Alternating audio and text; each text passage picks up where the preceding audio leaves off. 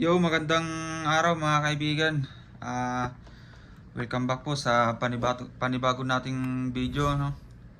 Bali, sa video na ito,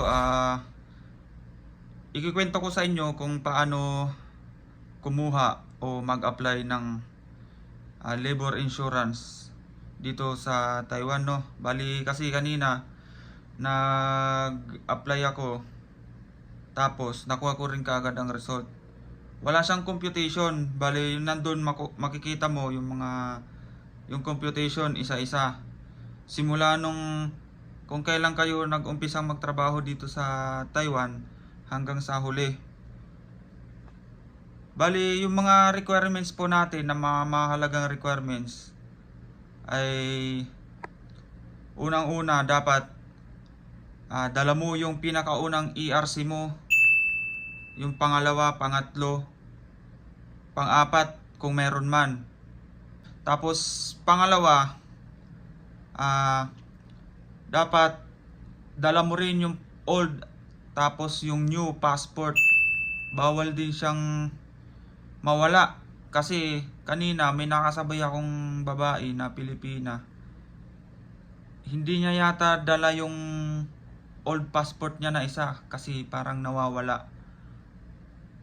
So, parang hindi siya nakapag-file kaagad kanina ng labor insurance niya. Tapos, pangatlong requirements, yung health card. Yung old din, tapos tsaka new. Dapat dala mo rin yun kasi i-check nila dun sa computer. I-check nila yung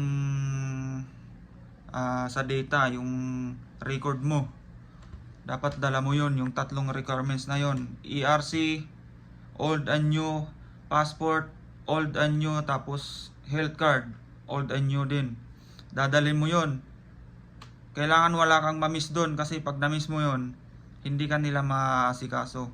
Isi-xerox kasi nila yon back to back. Yung ERC, tsaka yung passport.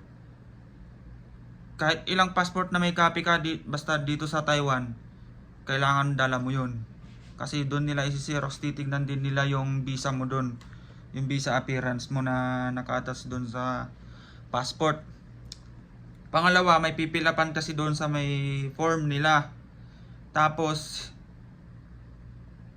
ilalagay doon yung name mo ng Chinese name. Tapos yung ERC number, ilalagay doon sa may form.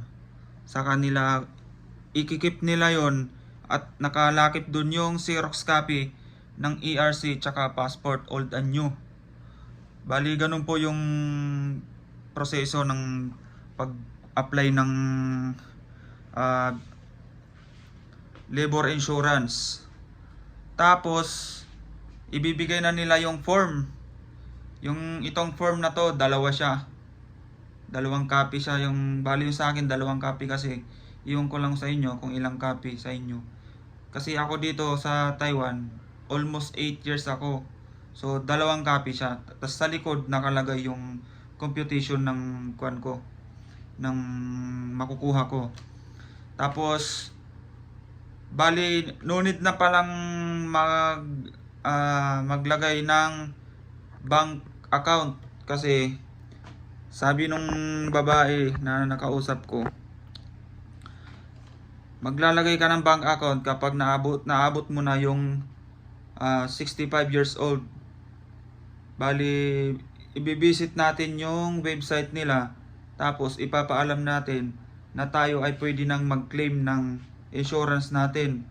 Tapos, doon sila hihingi ng bank account natin para doon ipasok yung ating pera na makukuha.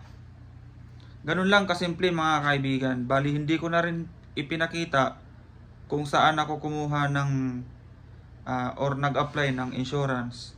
Pero dito lang naman ako sa Sincho. So, ibig sabihin, sa Sincho lang din ako nag-apply.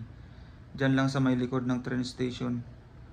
So, yung mga nagbabalak mag-apply ng labor insurance o lansam kung tawagin, ganun lang po kadali.